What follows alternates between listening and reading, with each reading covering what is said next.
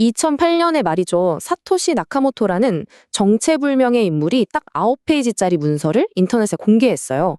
이게 바로 비트코인의 탄생을 알린 전설의 백서인데요. 자, 이번 시간에는 이 혁신적인 문서가 원래 그리려 했던 큰 그림이 뭔지, 그러니까 신뢰할 수 있는 중간자 없이 우리끼리 직접 돈을 주고받는 개인 간 전자화폐 시스템, 그 핵심 아이디어를 한번 제대로 파헤쳐 보겠습니다. 자, 이걸 한번 생각해 볼까요? 여러분이 친구한테 현금 10,000원을 손에 쥐어주는 거랑 계좌로 10,000원을 이체해 주는 거, 이 둘 사이에 어떤 근본적인 차이가 있을까요? 간단하죠? 현금은 뭐 중간에 끼는 사람 없이 그냥 바로 주면 끝이잖아요. 한 번 주면 그걸로 끝, 되돌릴 수도 없고요. 근데 디지털 결제는 어때요? 항상 은행 같은 중개기관을 거쳐야만 하고 우리는 그냥 그 기관을 믿고 쓰는 거죠. 바로 이 지점, 사토시 나카모토가 정확히 이 문제를 짚은 거예요. 인터넷에서 우리가 하는 모든 거래가 은행 같은 신뢰할 수 있는 제3자에 의존하는 이 모델 말이에요. 이게 뭐 당장은 편해 보일지 몰라도 사실은 아주 근본적인 약점을 가지고 있다는 거죠. 그럼 그 약점이 대체 뭘까요? 그냥 은행 믿고 쓰면 편한 거 아닌가 싶을 수도 있잖아요. 자, 이 구조가 구체적으로 어떤 문제들을 만들어내는지 한번 보시죠. 바로 여기서부터 비트코인이 왜 필요했는지에 대한 이야기가 시작됩니다. 사실 가만히 생각해보면 우리가 너무나 당연하게 받아들여왔던 것들이에요. 예를 들어 은행이 중간에서 혹시 모를 분쟁을 해결해주는 대신 우리는 뭘 내죠? 수수료를 내잖아요. 이것 때문에 커피 한 잔값 같은 소액 결제는 좀 비효율적이 되기도 하고요. 그리고 더 중요한 게 있어요. 현금은 한 번 주면 그걸로 끝인데 디지털 거래는 언제든 취소될 가능성이 열려 있다는 거. 결국 어떻게 되겠어요? 판매자 입장에서는 사기를 막아야 하니까 소비자한테 더 많은 개인정보를 요구하게 되고 이런 악순환이 계속되는 거죠. 자, 사토시는 바로 이 모든 문제를 해결하기 위해서 완전히 새로운 개념의 전자현금이라는 아이디어를 내놓습니다. 백서를 관통하는 핵심 질문이 바로 이거예요. 우리가 왜 꼭 은행을 믿어야만 하지? 은행을 믿는 대신에 그냥 수학적인 증명, 다시 말해 암호화 기술을 기반으로 해서 두 사람이 아무런 중개자 없이 직접 거래할 수 있는 시스템을 만들면 안 되나? 바로 이겁니다. 그 아이디어의 첫 번째 단추가 뭐냐면 바로 공개장부라는 아주 기가 막힌 개념이에요.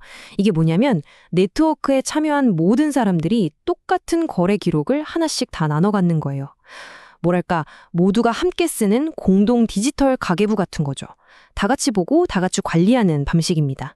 하지만 여기서 디지털 화폐가 넘어야 할 가장 큰 산, 정말 어려운 문제에 부딪히게 됩니다. 그게 바로 이중지불 문제라는 겁니다. 이중지불 말이 좀 어렵죠. 쉽게 말해서 디지털 돈을 복사, 붙여넣기해서 여기저기 동시에 써버리는 거예요. 우리가 가진 실제 동전은 딱 하나니까 그럴 수가 없잖아요. 근데 디지털 파일은 어때요? 복사하는 거 너무 쉽죠. 이걸 은행 같은 중앙기관 없이 대체 어떻게 막을 수 있을까요? 자, 구체적인 예를 한번 들어볼게요. 앨리스라는 사람이 밥한테 디지털 코인 하나를 보냈다고 쳐요. 그리고 보내자마자 바로 그 똑같은 코인을 캐럴한테 또 보내는 거예요. 자, 이 상황에서 중앙은행처럼 밥 한 대 간 게 먼저니까 그게 진짜야 라고 딱 정해줄 사람이 없잖아요. 그럼 이 네트워크는 대체 누구의 거래를 진짜라고 인정해야 할까요? 이야, 이게 바로 핵심 난제였던 거죠. 바로 이 불가능해 보였던 문제를 해결하기 위해 사토시가 내놓은 정말 천재적인 해법이 있습니다. 바로 작업증명, 영어로는 Proof of Work라고 불리는 방식입니다. 사토시가 이걸 아주 간단하게 설명해요. 작업증명은 본질적으로 CPU 하나당 한 표를 주는 것과 같다고요. 그러니까 IP 주소처럼 얼마든지 쉽게 조작할 수 있는 걸로 투표하는 게 아니라 진짜 물리적인 컴퓨팅 파워, CPU가 열심히 일하는 그 능력을 투표권으로 삼는다는 거죠. 이렇게 하면 어떨까요? 한 사람이 가짜 신분 수백 개를 만들어서 네트워크를 속이는 게 거의 불가능해지는 겁니다. 근데 이 작업 증명이라는 개념이 아직 좀 와닿지 않으실 수도 있어요. 괜찮습니다. 그럴 땐 그냥 어마어마하게 거대한 복권 추첨을 한번 떠올려 보세요. 이건 피델리티 디지털 자산 보고서에서 나온 비유인데 정말 이해하기 쉬워요. 자, 이 복권 게임의 규칙은 아주 간단합니다. 참여자들, 우리가 채굴자라고 부르는 사람들이죠. 이 사람들이 각자 자기 컴퓨터를 총동원해서 엄청나게 어려운 수학 문제의 정답, 즉 당첨 번호를 찾으려고 경쟁하는 거예요. 그리고 가장 먼저 정답을 딱 맞힌 사람이 다음 거래 기록 묶음을 장부에 추가할 수 있는 권한을 얻게 됩니다. 물론 공짜는 아니죠. 그 보상으로 새로 만들어진 비트코인을 받게 되는 거고요. 여기서 진짜 중요한 포인트가 있어요. 이 복권 게임에 참여하려면 컴퓨터도 돌려야 하고 전기도 엄청 쓰겠죠? 이 실제 비용이 결코 낭비가 아니라는 겁니다. 오히려 이 비용이야말로 이 전체 시스템을 정직하고 안전하게 만드는 핵심 장치라는 거예요. 왜냐고요? 이런 비용이 없다면 누구나 마음만 먹으면 쉽게 시스템을 공격할 수 있을 테니까요. 자, 그럼 이 작업 증명 복권 시스템 덕분에 여기저기 흩어져 있는 네트워크 참여자들이 어떻게 서로 협력하고 또 의견이 일치, 즉 합의에 이르게 되는지 그 과정을 한번 들여다보겠습니다.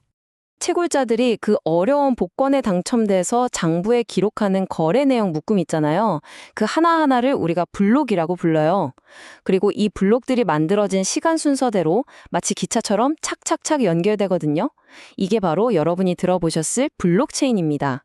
결국 이 블록체인이란 건 그 누구도 함부로 고칠 수 없는 모두에게 공개된 영원한 거래 장부가 되는 거죠. 이 시스템을 들여다보면 정말 절묘한 견제와 균형의 원리가 숨어 있어요. 네트워크에는 크게 두 종류의 중요한 참여자가 있거든요. 하나는 규칙을 지키는지 감시하는 노드고요. 다른 하나는 장부를 기록하는 채굴자입니다. 채굴자가 아무리 땀 흘려서 복권에 당첨되고 블록을 만들어도요. 그 내용이 네트워크 규칙에 아주 조금이라도 어긋나면 이 노드들이 이거 무효하고 가차없이 거부해버립니다. 결국 채굴자들은 보상을 받으려면 어쩔 수 없이 규칙을 정직하게 따를 수밖에 없는 구조인 거죠. 기가 막히죠? 자, 그럼 비트코인 거래 하나가 승인되는 전체 과정을 한번 쭉 훑어볼게요. 먼저 거래가 발생하면 모든 노드에게 쫙 퍼집니다. 그럼 노드들이 이게 유효한 거래인지 아닌지 검사를 하고요. 통과된 거래들을 채굴자들이 모아서 그 어려운 작업 증명 경쟁, 즉 복권 추첨을 시작하는 거죠. 마침내 우승자가 나타나면 그가 만든 블럭을 네트워크에 공개하고 그럼 다시 모든 노드가 그걸 또 검증해요. 문제 없네. 확인이 끝나면 각자 자기 장부에 추가하면서 드디어 거래가 최종적으로 확정되는 겁니다. 그럼 이런 생각도 들 수 있죠. 만약에 누가 나쁜 마음을 먹고 이 네트워크를 공격하면 어떡하지?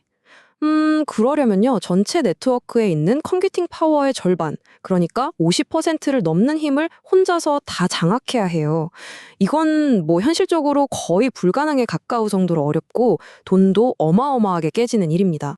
자, 결론적으로 사토시의 백서는 누군가를 믿는 시스템이 아니라 수학적으로 증명한 것에 기반한 완전히 새로운 패러다임을 세상에 던진 겁니다. 핵심은 딱 이거예요. 사토시는 은행 같은 중앙기관의 신뢰에 기댈 필요 없이 오로지 수학적인 증명만으로 모두가 안전하게 합의에 이룰 수 있는 방법을 마침내 찾아낸 거죠. 이 모든 걸 가능하게 만든 세 가지 핵심 기술 한번 정리해 볼까요? 첫째, 중앙 서버가 없는 개인 대 개인의 네트워크. 둘째, 절대로 위조하거나 변조할 수 없는 공개 장부, 블록체인. 그리고 마지막으로 이 모든 시스템이 정직하게 돌아가도록 만드는 합의 규칙, 바로 작업 증명입니다. 결국 사토시 나카모토의 백서는요, 그냥 새로운 디지털 돈 설명서가 아니었던 거예요.